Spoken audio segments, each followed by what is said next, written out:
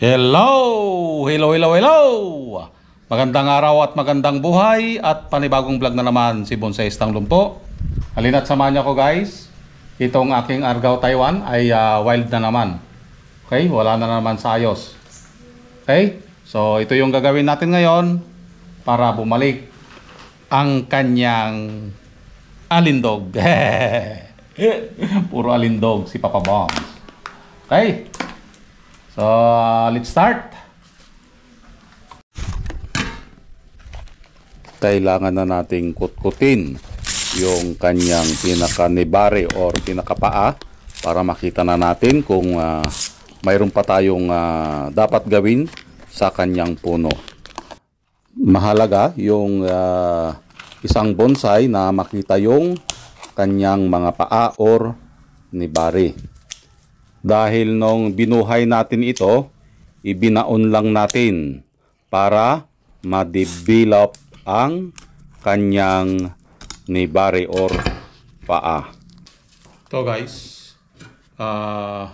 kailangan natin tanggalin ito. Okay? Tanggalin natin itong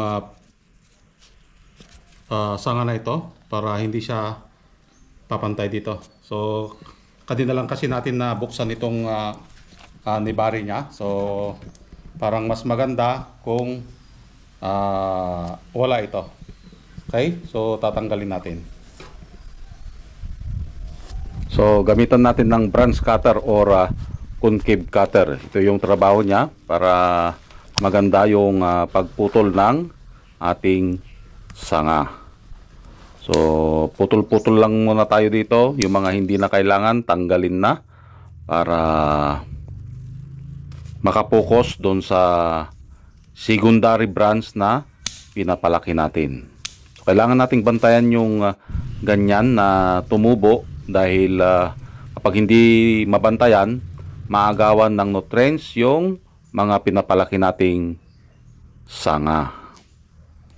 Habang nagwo-workshop tayo, ipakita muna natin yung kanyang itsura noon bago naging ganito.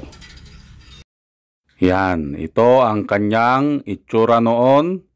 So, nasa process pa lang siya noon ng selection of branches. O, pinaka-basic, kinutkot natin yung kanyang nibare para alam natin kung saan tayo magharap. Kung saan tayo may nakikitang 2 or 3 more na ugat, doon dapat tayo magharap para makita natin na mas matibay yung ating halaman or puno. Kapag mayroon tayong nakikitang paa, ayun. Nakita na natin yung kanyang paa na posible na doon tayo magharap.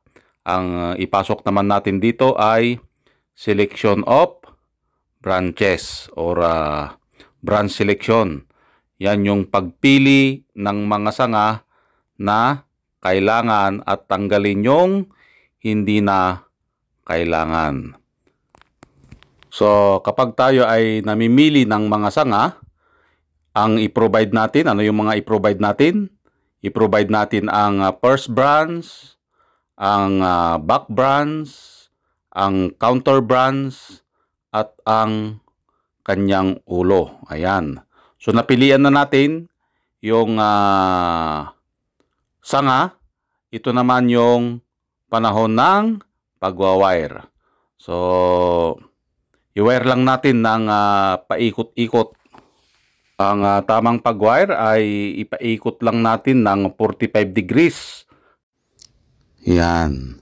Ikot-ikot katulad ng ginawa niya sa'yo.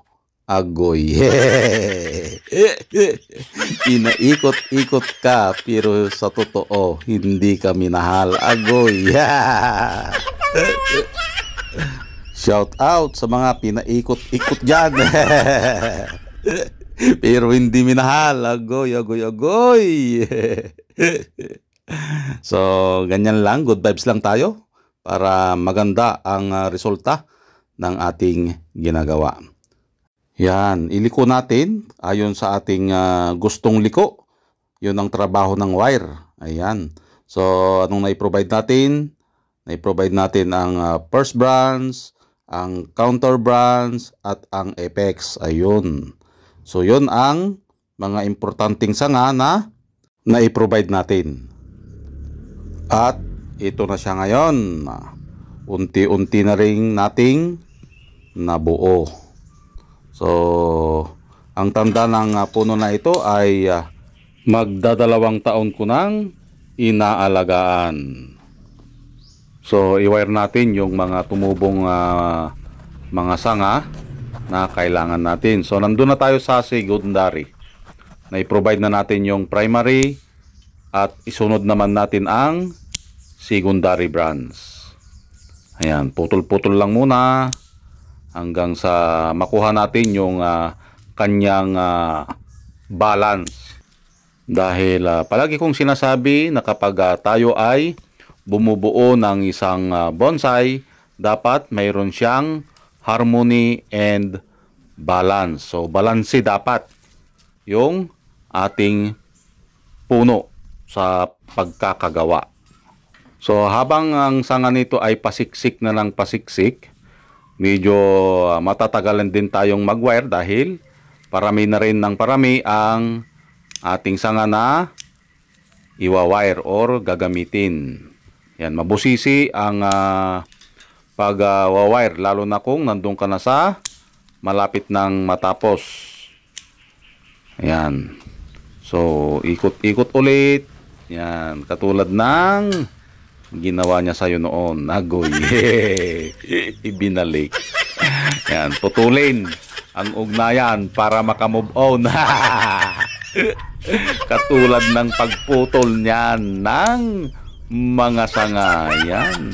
Kaya kung hindi ka pa nakamove on, putulin mo na yung communication nyo. Parang bonsai.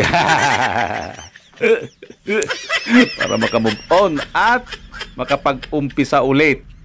So, makikita nyo dito ang ating lamang bonsai ay unti-unti na siyang nabubuo. Lahat ng aking Argao Taiwan ay from cuttings. So, itong hinayosan natin ngayon, ito ay galing sa cuttings. Ayan, tanggalin din natin yung mga dahon na iniwan natin na sanga para makapag-focus siya doon sa pagpapalaki ng sanga. Ayan, iliko lang natin kung saan yung walang sanga para mapilapan yung butas. Agoy. Anong butas ba yan? So yun guys, natapos na nating ayusan itong Argao Taiwan. Ito na siya ngayon. Okay?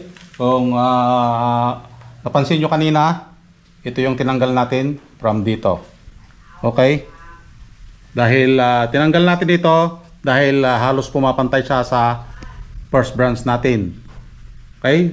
Dahil yung kanyang katawan pumunta doon, dapat mas malaki o mas mabigat dito. Okay? Dahil naka-slanting siya. Okay? Kaya natin tinanggal. Iyon. So, para mas maganda siyang tignan ngayon.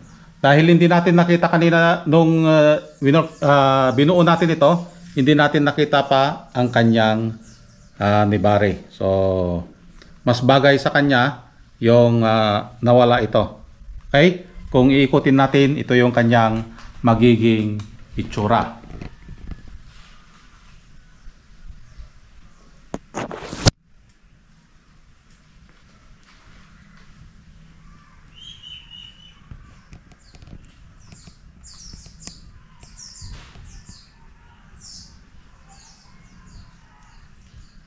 Ayan. Okay? At mayroon tayong hindi pinutol dito na mga sanga. Yan. Ito. Nakukulangan pa kasi tayo ng taba. Okay? Kulang pa yung taba niya. Kung pinutol natin ito, babagal yung pagtaba ng ating mga sanga. Ganon din ito.